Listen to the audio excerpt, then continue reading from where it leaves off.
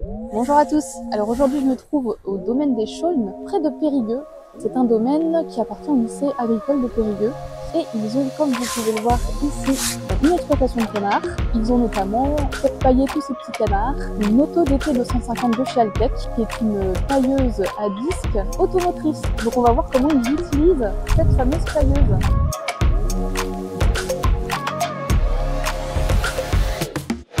Déjà, depuis combien de temps vous travaillez ici? Alors moi, ça fait une dizaine d'années que je suis ici. Ouais. Sur l'exploitation, on est 3. Elian qui est là depuis 2 ans et Hervé, ça fait une vingtaine d'années qu'il est là, 25 ans qu'il est là. D'accord. Et on s'occupe de l'exploitation, il y a 75 mères, limousine, de race limousine. Et après, on fait entre 15 et 20 000 canards sur le site ici. Et après, c'est tout envoyé sur le site du lycée, à Coulonnier. Et là-bas, ils gavent, ils transforment tout ce qu'on produit ici. D'accord. Donc combien de bâtiments pour les canards? Sur le site ici, on a 4 bâtiments. On en a 2 récents là, qui ont 2 ans. C'est pour ça que du coup qu'on a acheté une pailleuse comme ça, là, une automotrice. Et du coup, oui, on tourne sur 4 bâtiments. Ils sont pleins en permanence pratiquement. D'accord, c'est des bâtiments de taille classique. Ouais, ils contiennent entre 1000 et 1500 canetons. On va revenir justement pour les fameuses pailleuses Altec. Ouais. Donc depuis combien de temps vous en aviez? Parce que vous en avez 2. Oui, on en a acheté 2 du coup quand on a fait les bâtiments neufs, parce que ça allait faire plus de charge de travail pour pailler à la main, parce qu'avant on paillait tout à la main. Et du coup on a décidé d'acheter 2 machines, une pour ce site et une pour le site de Coulonnier. C'est à Coulonnier, ils ont fait 2 bâtiments neufs aussi et ils ont 3 salles aussi d'élevage. Voilà, donc pour rappeler juste qu'il a donc travaillé avec le lycée agricole. Oui, en fait cette ferme là, le domaine des Chaulnes, ça appartient au lycée agricole et c'est une ferme pédagogique pour que les élèves viennent faire des formations et des apprentissages ici. Alors du coup, le choix des pailleuses Altec et notamment le fait qu'elles soient automotrices, c'est-à-dire que vous conduisez la pailleuse. Pourquoi ce choix-là plutôt qu'une portée par exemple? On avait essayé une portée, mais il fallait le télescopique des vaches. Et avec toutes les mises aux normes et tout de canards, on n'avait pas trop le droit de venir avec une machine extérieure qu'on servait ailleurs. D'accord. Donc du coup, c'est pour ça qu'on s'est porté sur le choix d'une automotrice pour que ça soit vraiment que sur les sites des canards. Voilà, qu'il n'y ait pas de contamination. Qu'il n'y ait pas de contamination et tout avec les mises aux normes qu'il y a eu là, à cause de la grippe aviaire. C'est pour ça qu'on s'est décidé de prendre des automotrices. D'accord. Et alors justement, l'utilisation de cette pailleuse automotrice, alors est-ce que la prise en main est facile? Comment ça s'est fait pour vous? Oui, c'est pas très compliqué. Après, il n'y a que 2 pédales pour avancer et reculer. Et après, c'est juste l'avancement. Il y a deux réglages d'avancement, de tapis et de vitesse aussi. C'est pas compliqué. Après, on voit suivant comment ça distribue la paille. C'est nous qui réglons au dernier moment ou quoi. Comment ça s'ajuste au moment. Ça s'ajuste au moment où, suivant les bottes de paille, suivant un peu tout. C'est très facile à utiliser, quoi. Et alors, qu'est-ce que vous aviez avant pour pailler? Avant, c'était les fourches à la main. Ouais, c'était à la main. Et en fait, on a pris ça aussi parce que le week-end, on n'est que à chaque fois sur le site. Et on s'occupe aussi des vaches, donc l'empaillage c'est presque 2-3 heures dans la matinée, donc en fait ça nous prend presque toute la matinée. Et du coup là maintenant avec les pailleuses, il faut 10 grosses minutes par salle, donc c'est vraiment un gros gain de temps. Ouais, c'est ça, c'était surtout le... Ouais, c'est surtout pour le gain de temps et puis aussi la pénibilité.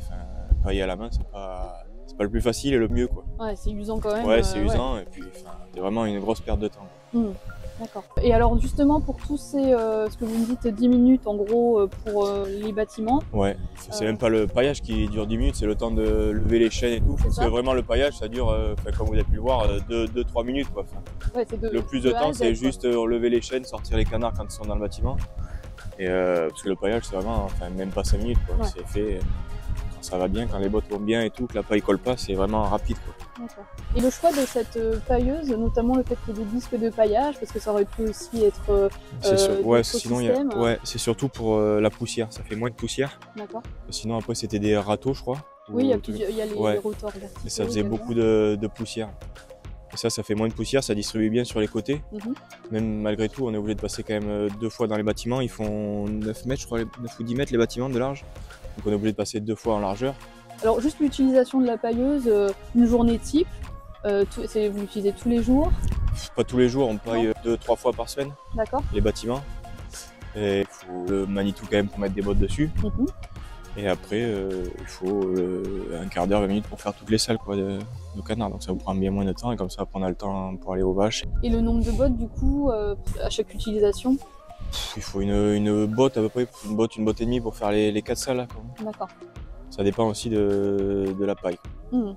Et vous me disiez ça, alors selon la paille, Ouais, il si faut elle est bien, qu'elle soit, le faut, mieux c'est quoi? faut qu'elle soit bien fine et pas trop collée, quoi, parce que des fois quand on la presse, que c'est un peu humide, ça colle, Ouais. ça moisit et puis ça éparpille des tapous de paille. Donc après on est obligé de les reprendre un peu à la fourche. Ouais. Bon, sinon quand là, celle qu'on a pris aujourd'hui là, c'est vraiment bien fin et ce paille, enfin, comme vous avez pu voir là, Elle est bien sèche. ouais, elle est bien sèche, elle est fine et puis ça fait un beau tapis bien plat dessous. Ouais. Des fois on a des bottes avec des pierres. Donc c'est dangereux pour les canards, ça nous est arrivé des fois qu'il y en ait un ou deux qui passent entre la pierre et du coup ça arrive. Ça c'est l'inconvénient. C'est l'inconvénient, après nous on les sort maintenant, ça nous est arrivé une ou deux fois, maintenant on les sort les canards quand ils sont un peu plus gros et après ça dépend de la paille. On n'est pas dans la paille, on achète la paille donc c'est pas évident. Oui c'est ça, donc vous fournissez, vous faites pas de culture pour... Non, on n'a pas de céréales ni rien, on fait que de la prairie là et du coup on est obligé d'acheter en échange contre du fumier la paille. D'accord. Donc des fois on tombe sur de la bonne et des fois de la moins bonne. Ouais, ça c'est les aléas. Oui, c'est les aléas. Okay. Alors, les avantages de cette machine, juste pour résumer, voilà, pour un peu conclure, qu'est-ce que vous pourriez... C'est un gros gain de temps quand même, moins de pénibilité aussi. Ouais. L'utilisation en plus, enfin le système... Ouais, utilisation très simple, marche avant, marche arrière, y a pas de... ça consomme pas. Ah, ça intéressant aussi ça. Ouais, ça consomme vraiment pas beaucoup. C'est un petit moteur diesel, c'est très économique en gasoil. Et puis voilà, après, c'est une bonne machine. Ouais.